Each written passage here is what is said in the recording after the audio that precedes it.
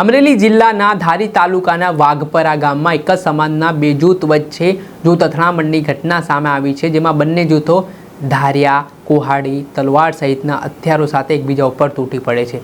આ મામલામાં ધારી પોલીસ દ્વારા બંને પક્ષો સામે રાયોટિંગ, મારામારી તેમજ અલગ અલગ કલમો હેઠળ ગુનો પણ દાખલ કર્યો છે। ત્યારે કેવી રીતે આખો વિવાદ વકર્યો હતો, કયા પ્રકારની પરિસ્થિતિ હાલ ગામમાં જોવા મળી રહી છે, વાત કરીશું આ વિડીયોમાં। વૈષ્ણવજન તો તેને કહીએ જે પીડ પરાઈ જાનાને રે। નમસ્કાર દર્શક મિત્રો, નવજન ન્યૂઝમાં આપનું સ્વાગત છે। હું છું ફૈઝાન।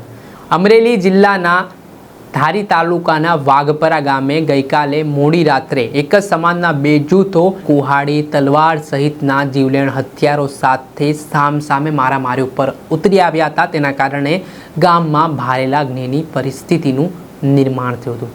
આ ઘટનામાં હાલ પ્રથમ ફરિયાદ થઈ છે, જેમાં ફરિયાદી છે મનુભાઈ ધીરુભાઈ કણસાગરા। તેમના દ્વારા ફરિયાદ કરવામાં આવે છે કે એ સામે આરોપી પક્ષના લોકો છે અને તેમનો પુત્ર છે, તેના પર 4 મહિના અગાઉ કંઈક દુષ્કર્મનો ગુનો દાખલ કરાવવામાં આવ્યો હતો।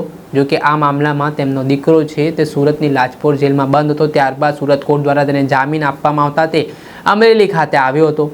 ત્યારે આરોપી પક્ષના લોકો દ્વારા એ યુવક એટલે કે તેમના દીકરા સાથે મારામારી કરી હતી અને આને લઈને વિવાદ વકર્યો હતો। સાથે એટલું જ નહીં, જે ફરિયાદી છે તેમના એવા પણ આરોપ છે કે સામે પક્ષના લોકો દ્વારા તલવાર, ધારિયા, કુહાડી સહિતના હથિયારો વડે હુમલો કરવામાં આવ્યો હતો।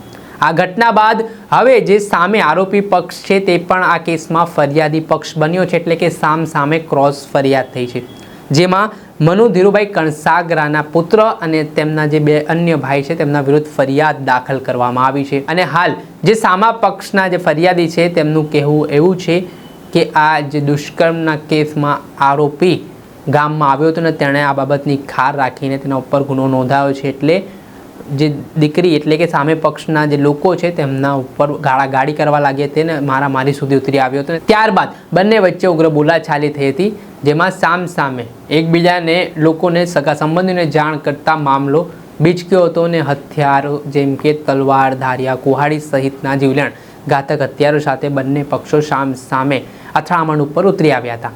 આ ઘટનામાં કેટલાક લોકોને ઈજાઓ પહોંચી છે, જેમને તાત્કાલિક સારવાર માટે ધારીની સરકારી હોસ્પિટલ ખાતે ખસેડવામાં આવ્યા છે। આ ઘટનાને લઈને ગામમાં ભારે લાગણી જેવી સ્થિતિનું નિર્માણ થયું છે। ઘટનાને લઈને ધારી પોલીસે બંને પક્ષો સામે રાયોટિંગ, મારામારી સહિત અલગ અલગ કલમો હેઠળ ગુનો નોંધીને હાલ કાયદેસરની કાર્યવાહી હાથ ધરી છે। સાથે જ ગામમાં કોઈ અનિચ્છનીય બનાવ ન બને તેની માટે પૂરતી તકેદારી પણ પોલીસ તરફથી રાખવામાં આવી છે। પોલીસનો જડ 2 લાખ બંદોબસ્ત ગામમાં ખડકી દેવાયો છે। દર્શક મિત્રો, અત્યાર સુધીમાં બસ આટલો। આવા નવા વિડીયો સાથે આપને માહિતગાર કરતા રહીશું, એટલે નવજીવન ન્યૂઝ ચેનલને આપ લાઈક કરી લો, સબસ્ક્રાઈબ કરી લો અને શેર કરવાનું ભૂલતા નહીં। વૈષ્ણવજન તો તેને કહીએ જે પીડ પરાઈ।